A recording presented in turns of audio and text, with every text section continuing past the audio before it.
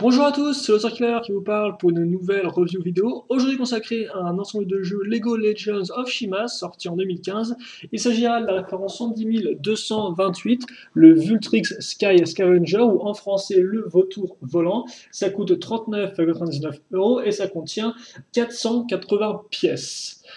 Et aussi, il faut bien le dire, c'est un modèle qui est édition spéciale en clair, qui est plutôt difficile à trouver. Personnellement, j'ai acheté le mien sur la boutique en ligne officielle de Lego, mais il est possible qu'il sorte aussi en magasin de jouets spécialisé. Mais après, lesquels en particulier, ça, eh bien, je ne pourrais vous le dire à l'heure de cette vidéo. Donc, comme vous pouvez le voir, la boîte avec la bannière Lego Legends of Shima, toujours un peu de feu avec écriture de glace, et en gros plan, il y en aura Frax, le seul personnage un peu représentant du camp du feu dans ce set. Comme vous pouvez le voir, on aura 3 personnages en tout, 2 de glace et un de feu, Frax. Et bien sûr, dans ce de glace, on aura Vultrix ainsi que Vardy, qui auparavant était exclusif au set entrée de gamme 2014, vague 2. Voilà. Donc, bref, le fameux vaisseau d'Ultrix, il est là, le Sky Scavenger.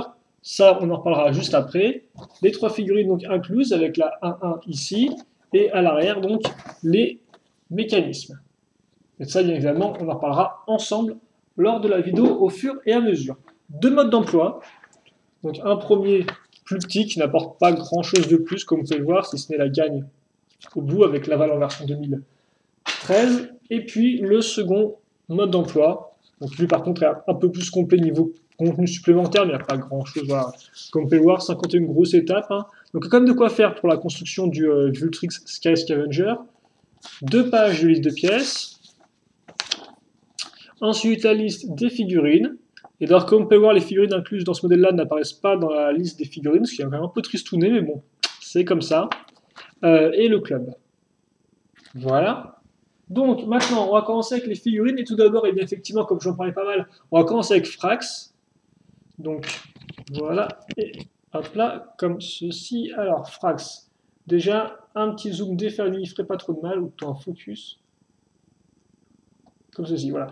Donc voilà à quoi ressemble le Frax. Et il faut noter qu'effectivement, Frax était auparavant sorti de façon assez spécifique, donc soit en modèle promotionnel, donc un petit sachet, soit en pack de figurines du genre exclusif au Lego Store et au Lego Shop.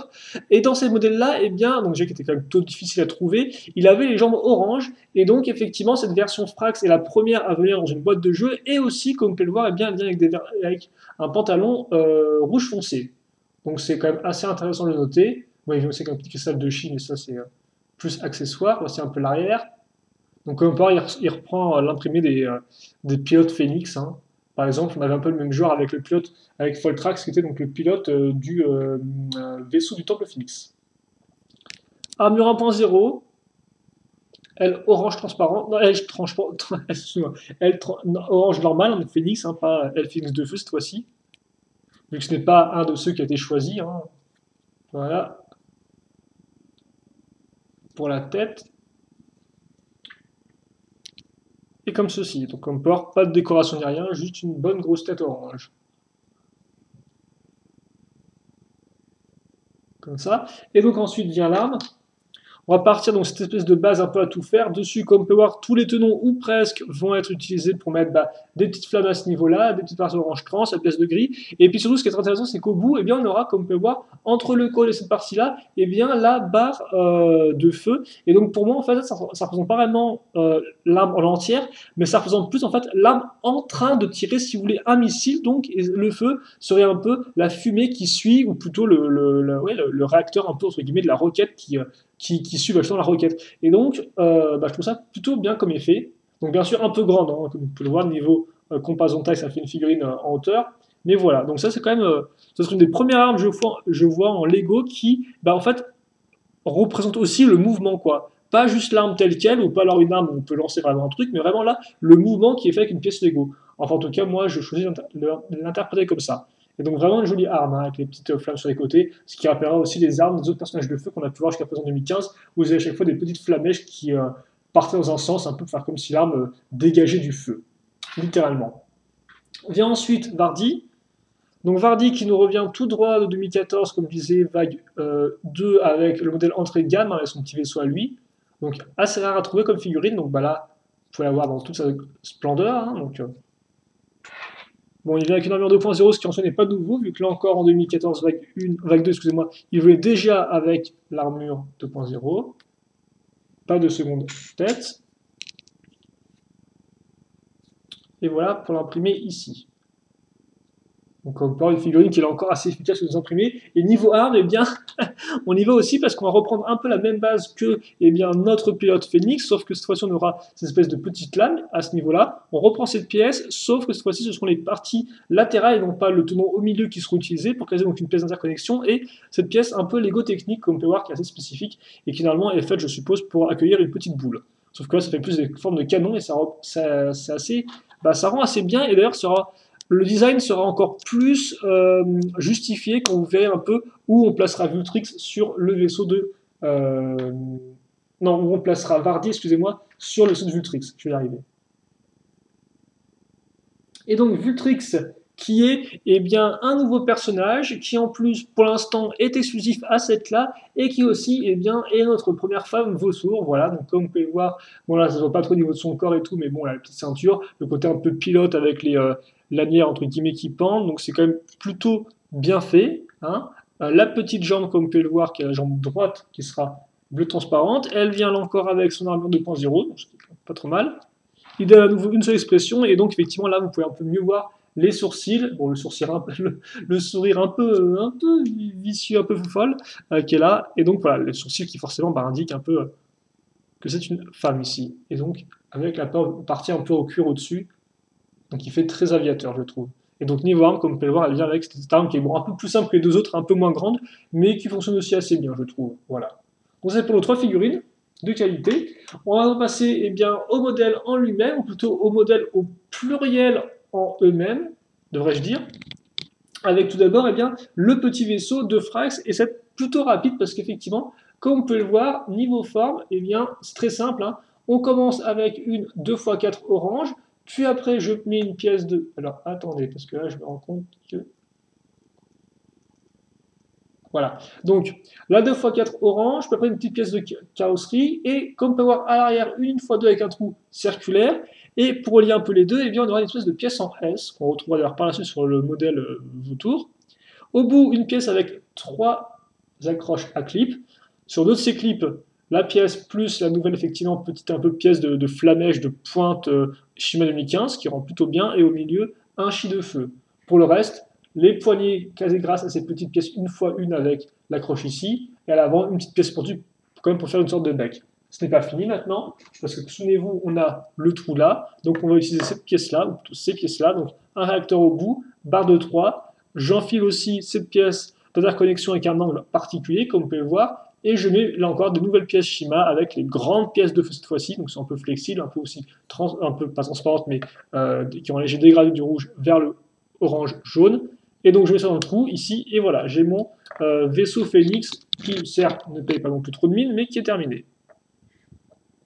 Et donc on va rapidement faire un petit turnaround. Alors, niveau proportion, pour ce véhicule-là, on est dans du 3 cm de hauteur, 7 de longueur et 13 de largeur. Forcément, 13 de largeur parce que, on va dire que c'est éva un peu quand même ces grandes ailes, donc tout de suite, voilà. Après, comme vous pouvez le voir, zéro mécanisme, hein. Rien du tout. Vous pouvez juste mettre votre personnage assis dessus, et puis c'est déjà pas mal dans l'idée. Et d'ailleurs, pour un personnage, voilà un peu en termes de comparaison de taille, hein, ce que ça donne. Tada, comme ça. Voilà. Et donc après, vous pouvez mettre votre personnage dessus si vous souhaitez. Même si c'est vrai que là, avec le gros canon et le cristal de chi, il va pas tenir grand chose, je suppose, le pauvre. Mais voilà, normalement les poignées n'ont aucun problème, vous pouvez mettre sur votre personnage, il n'y a pas de souci à ce niveau-là. Voilà un peu comment il rend dessus. Donc comme porte, il n'est pas non plus si énorme que ça par rapport au vaisseau, hein, vu qu'il y a quand même une partie arrière qui remonte bien, surtout grâce aux petites pièces jaunes.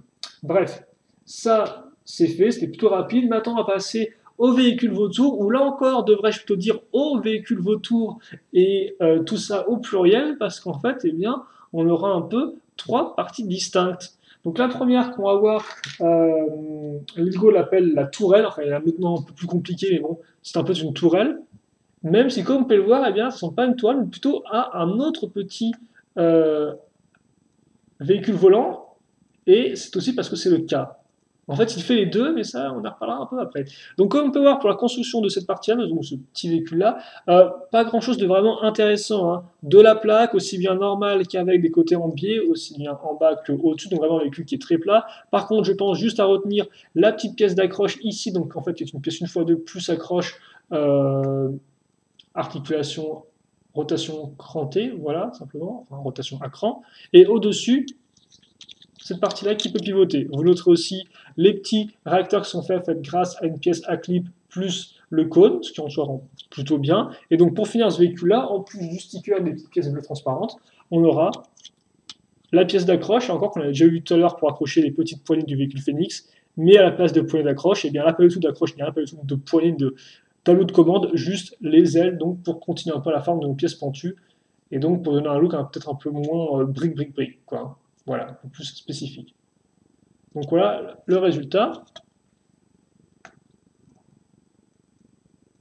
Et donc en termes de dimension, eh bien, notre véhicule fait 3 cm de hauteur, 11 de longueur et 7 de largeur.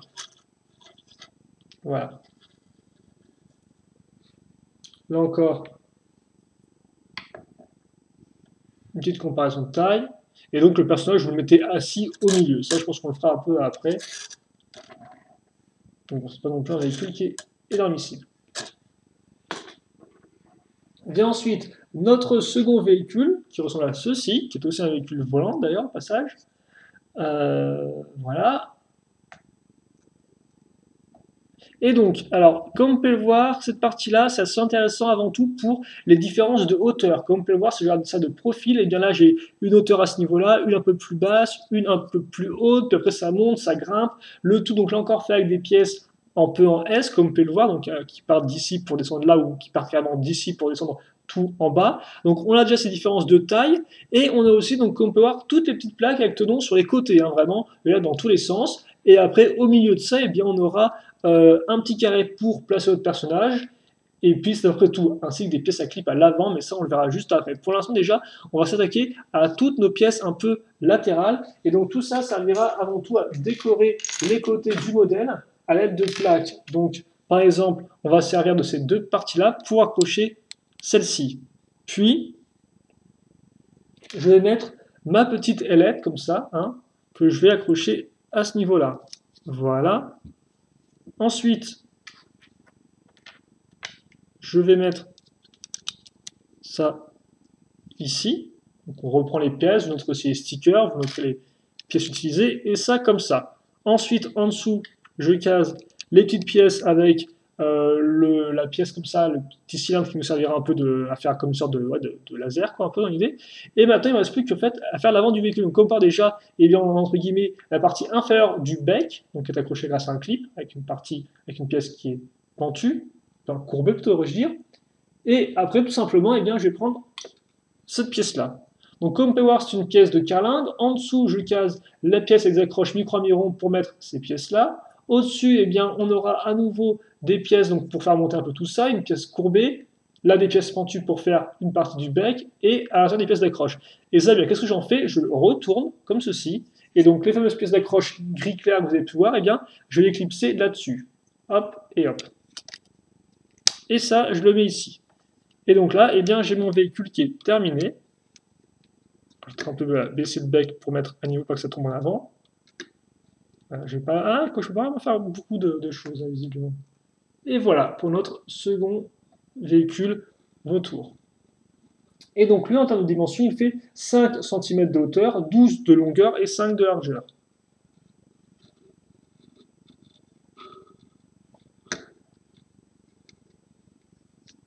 Voilà.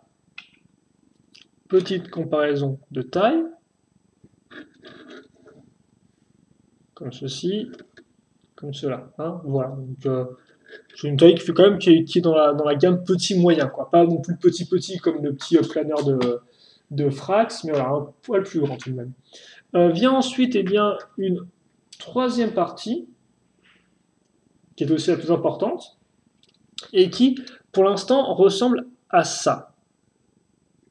Alors, ça, déjà, je pense que on va, comme on peut le voir, bon, vous avez différentes pièces, vous avez des pieds ici, hein, donc, qui sont plus ou moins ajustable, on peut bouger un peu.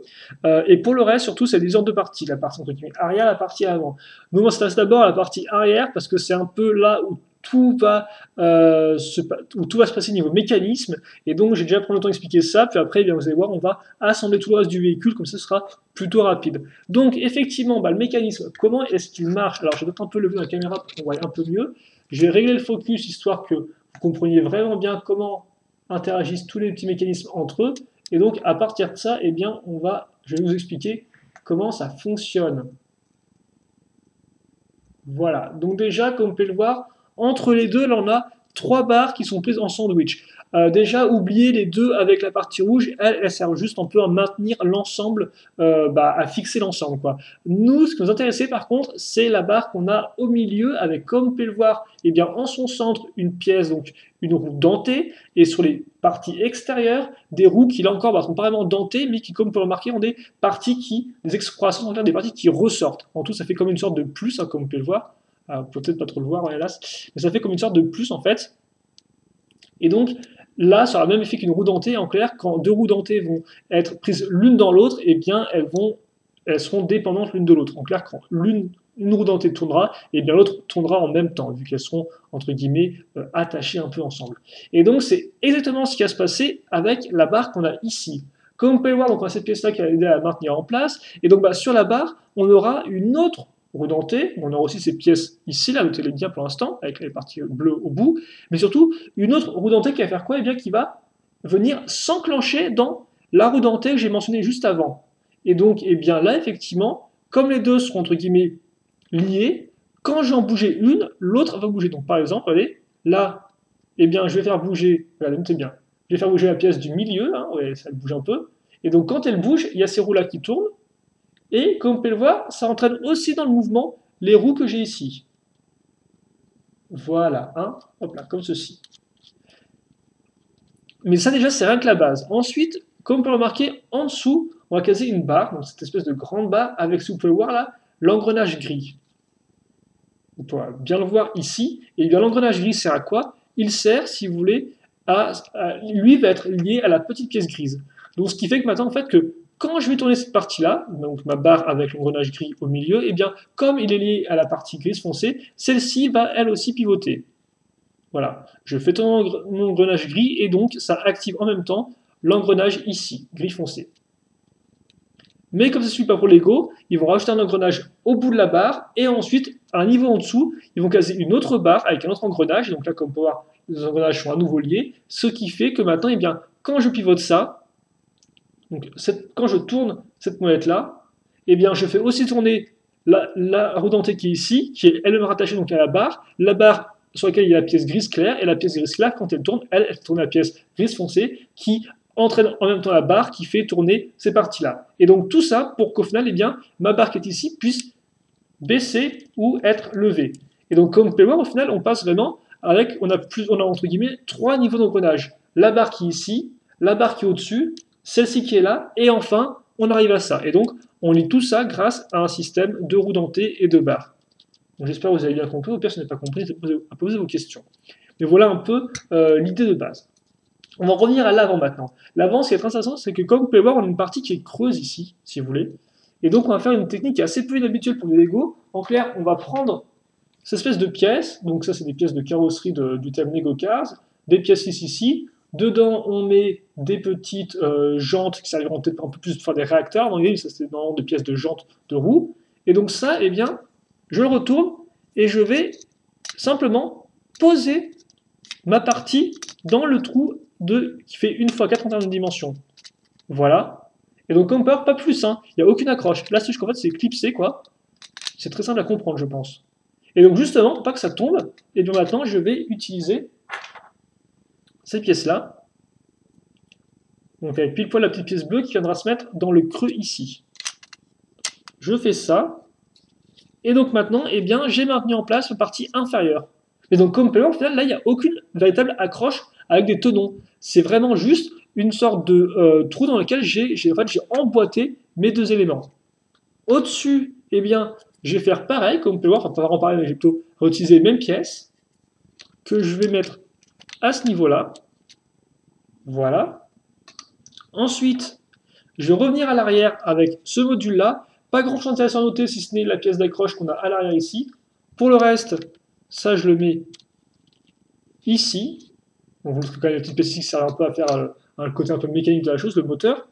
Enfin, je prends donc cette espèce de grosse pièce pentue, je rajoute des pièces pentues, un cristal de Chi, et donc ça, je le mets ici. Donc, comme voir, les barres là, la petite barre une fois-ci, ce sera caché. Et donc, le tout s'emboîte parfaitement bien. Et là, j'ai une base solide.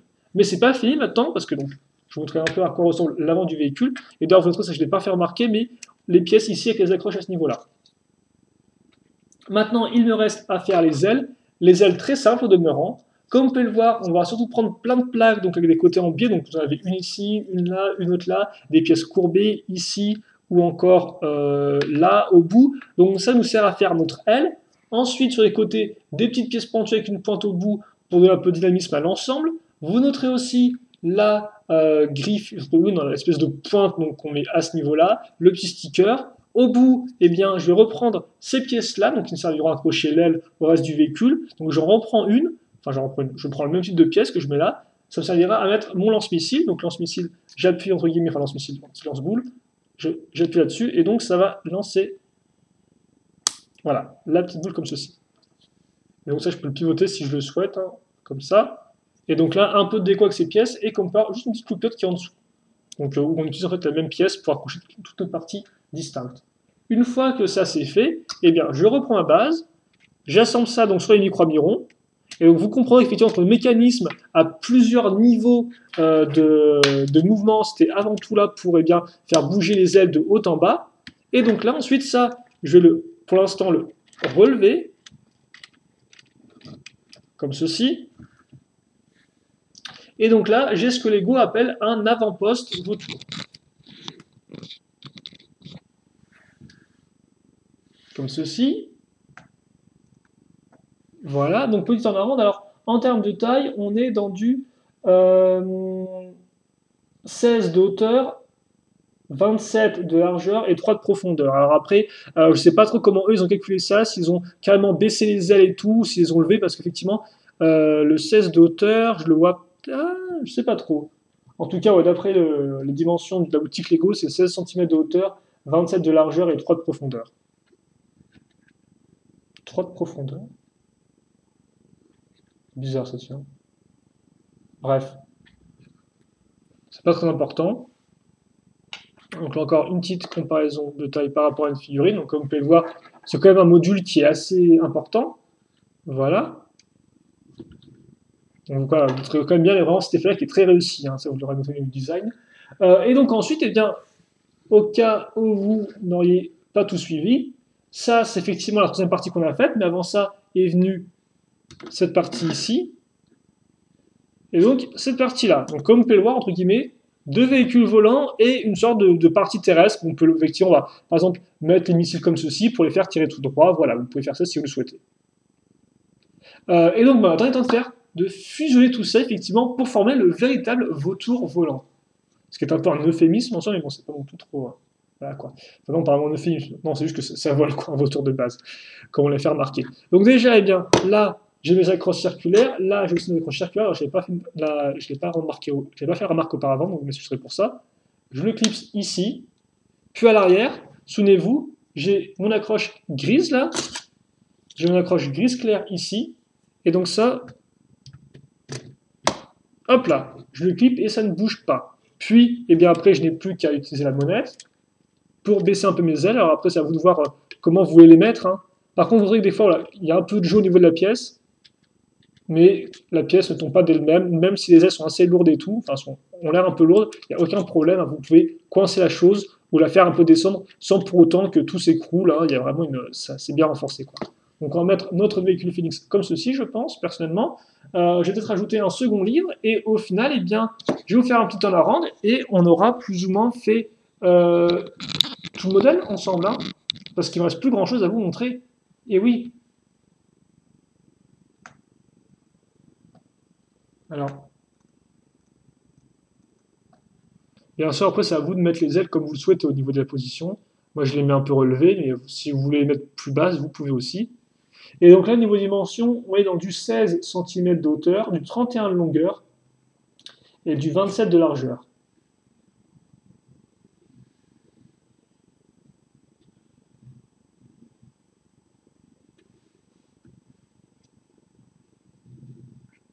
Donc tout de même un beau véhicule, hein. Avec, vraiment, avec les missiles comme ça, là vraiment des ailes qui repartent vraiment bien en avant.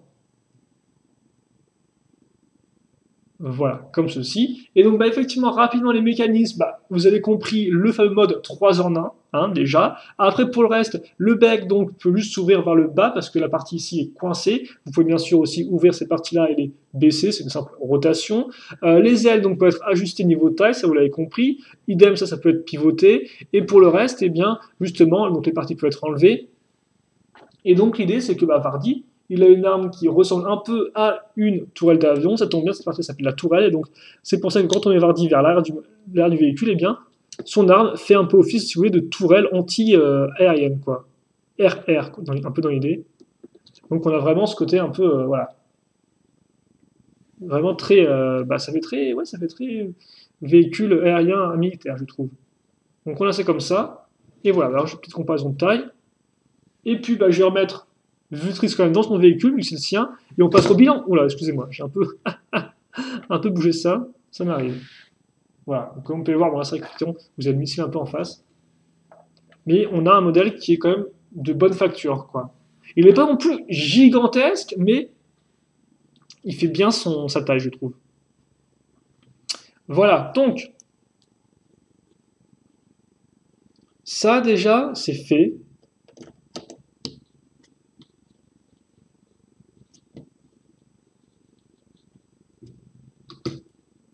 Hop là, je vais mettre ça ici, comme ça vous pouvez facilement mettre Vultrix avec son arme sur le côté, ça va pas tomber. Enfin, j'espère. Et donc, bah, mon bilan, est-ce que je vous le conseille ou pas ce modèle? Eh bien oui, je vous le conseille, parce que pour moi, il est vraiment très très bien. En fait, un de ses véritablement seuls défauts, si je puis dire, c'est quand même le fait qu'il soit bah, assez difficile à choper, quoi. Alors pourquoi je vous conseille déjà les trois figurines qu'on a. Donc comme vous avez pu remarquer, ces trois figurines qui sont plutôt rares à trouver. Alors ce ne sont pas non plus impossibles à trouver, mais c'est vrai que pour l'instant, comme vous avez pu remarquer, comme j'ai dit, Frax, bah, il était certes disponible dans des packs promotionnels, ici et là, mais jamais vraiment en boîte de jeu. Donc là, il est enfin trouvé en boîte de jeu, ce qui est plutôt sympathique. Alors après, forcément, si vous cherchez son polybag, vous le trouvez souvent à moins de 40 euros sur internet, hein, plus dans les 5 euros, quoi, en idée. Mais voilà, au moins, si vous voulez en boîte de jeu, bah, pourquoi pas. Vous l'avez enfin en plus avec, entre guillemets, voilà, les nouvelles couleurs de pantalon. Bon, c'est pas non plus un argument, un pur argument de vente, mais voilà, il est différent de sa version sortie en 2014 en promotion, quoi. Donc ça fait quand même aussi une petite différence par rapport à cette première version qui était un peu plus difficile à trouver. Donc déjà, on a Frax. Ensuite, on a Vardy, qui lui, par contre, était juste trouvable dans le stand entrée de gamme. Donc, ça, effectivement, bah, à moins de l'avoir acheté, vous n'avez pas de chance de choper Vardy comme ça. Et enfin, bah, vous avez Vultrix, qui elle, par contre, est vraiment exclusif à cette là, qui apparaît pour la première fois. C'est aussi donc la seule fille vautour de toute la tribu vautour, donc c'est toujours un plus selon moi, hein, tout comme c'était le cas avec Cypress pour les gradants de sabre dans le set du Tigers 1000 Command. Et donc on a ces trois figurines qui sont toutes plus ou moins rares, dont une qui est exclusive, enfin toutes plus ou moins rares et exclusives et tout. Et en plus de ça, on a quand même deux armes qui rendent vraiment bien. Alors certes, des armes ultra grosses, ça on aime ou on n'aime pas, j'admets, mais il est vrai que moins elles font bien les choses, quoi. Elles sont pas juste grosses pour être grosses, parce que je veux dire que leur poids, enfin leur taille a une certaine justification. D'une part ici pour faire comme une sorte de mouvement un peu de missile qui pour moi je trouve vraiment très bien, et de l'autre et bien vraiment faire une espèce de gros canon d'avion et tout, là encore qui fonctionne plutôt bien, et comme ça je l'ai pas noté, mais il y a une espèce de petite pièce, une fois une clip qui est mise ici, ça fait vraiment le côté viseur des anciennes armes de véhicules aériens, quoi. Voilà. Donc ça c'est du bon détail, quoi. Idem pour Vultrix. Donc pour moi, on a une sélection de figurines qui est vraiment efficace, si vous voulez. Alors certes, que entre guillemets 3 figurines pour un à 40 euros, mais néanmoins 3 figurines plutôt rares à choper et de bonne facture et complète. Ensuite, donc, on a le petit véhicule Phoenix, qui est ce qui est. Là encore, il n'est pas non plus extraordinaire, hein, quand vous regardez bien, il est fait d'assez peu de pièces et tout, mais je veux dire qu'en peu de pièces, ben, ça va faire un truc qui a un peu de dynamisme avec les pièces des ailes qui est quand même incliné et tout, et puis en soi, ben, il n'est pas si nul que ça, et puis surtout, ça fait un véhicule Phoenix, là encore, les véhicules Phoenix, il n'y en a pas tant que ça, hein. Vous en avez un gros énormissime avec le Temple Phoenix du Feu qui coûte quand même 110 euros, et puis après, pour le reste, il faut vous payer là encore le set justement, le set promotionnel de Frax sorti en 2014, vague 2. Donc bon, avoir des véhicules Phoenix, bah, c'est quand même assez rare, donc autant en avoir quoi. Et là encore, effectivement, on a en effet le Phoenix de Flinks, mais c'est pas vraiment un véhicule Phoenix en soi, quoi. C'est plus vraiment une sorte de Phoenix. Donc bon, c'est plutôt rare pour être souligné. Donc voilà, même si c'est sûr que le véhicule n'est pas extraordinaire niveau technique, niveau mécanisme, au moins ça fait un peu de diversité, au moins ça complète l'attribut des Phoenix. Et donc au moins ça donne quand même un adversaire de taille, parce qu'effectivement, les ailes, comme elles sont assez grandes, eh bien, font du véhicule un véhicule qui est un tout petit peu plus massif que ce qu'il n'a l'air, quoi. Et donc c'est vrai que bah, c'est pas juste un sorte de un tout petit machin contre un gros véhicule, quoi. Qu'on a pu voir par exemple avec le Tiger Command où la tribu Glace avait juste le droit à une sorte de petit catapulte qui tenait sur un espèce de 4x4 tonneaux, qui était quand même assez ridicule. Là au moins c'est un poil plus gros dans l'idée. Et donc bah, le véhicule en lui-même, il est, selon moi, très solide, aussi bien niveau construction que design, quoi. Alors, construction, bah, ça, comme vous avez pu le voir, on a bah, surtout la partie centrale, pour moi, je pense que c'est vraiment le gros bloc, la grosse partie importante du set. Aussi comme la partie avant que le bec, hein, que ce soit cette partie là ou les parties sur les côtés, ça fonctionne plutôt bien, mais surtout la partie centrale avec déjà tout le système de mécanisme à l'arrière, et aussi, comme vous avez pu le voir, effectivement, eh bien, ce système de pièces ici et là qu'on va attacher de façon peu traditionnelle.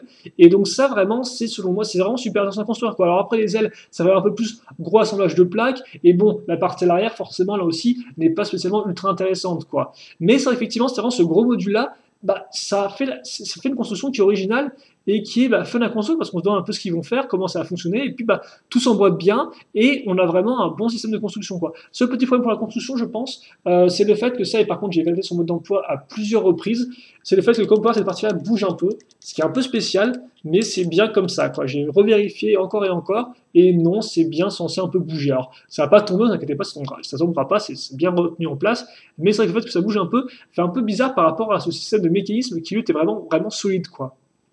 Donc on a effectivement la construction qui est intéressante, et puis bah, vient effectivement bah, le design ensuite. Donc bah, le design, voilà, hein, la tête de vautour est réussie, avec vraiment le bec qui est bien réalisé. Vous avez donc cette partie-là qui est vraiment super bien faite, avec les deux pièces qui sont vraiment assemblées, mais qui se touchent juste ce qu'il faut, et donc il n'y a aucun trou. La grosse partie pentue à l'avant ici, la partie moteur à ce niveau-là, la partie ici qui repart un peu en arrière avec les petites ailes de phénix qui rajoutent du taille en plus, les pièces utilisées pour faire les trains en guise de pied ici, et donc les ailes qui justement bah, repartent vers l'avant. Là encore, ça, l'espèce de gros missiles qui ressortent un peu, enfin les espèces de gros lanceurs qui ressortent un peu, ça on aime ou on n'aime pas. D'ailleurs, je peux vous montrer un peu comment ça ressent rapidement, hein.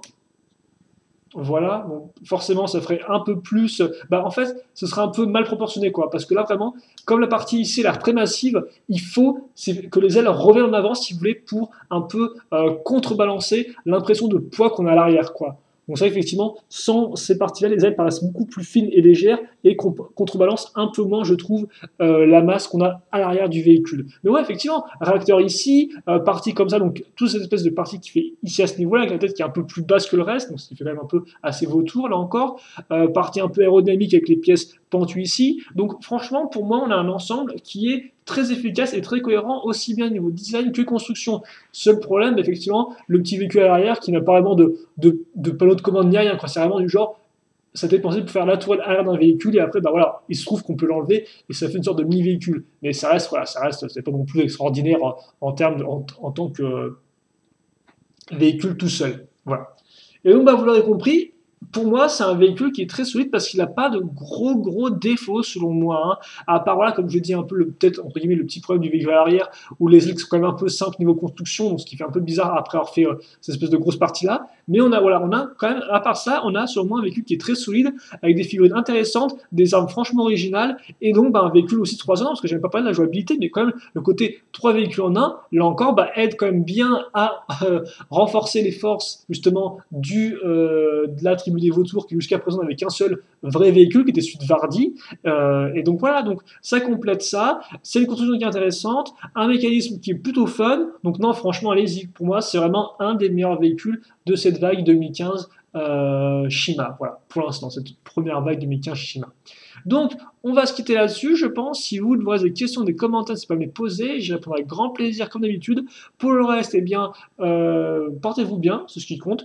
Et aussi, bien évidemment, passez une bonne journée, une bonne soirée, une bonne ce que vous voulez. Et à la prochaine, donc, pour de nouvelles vidéos. Allez, salut à tous et à la prochaine.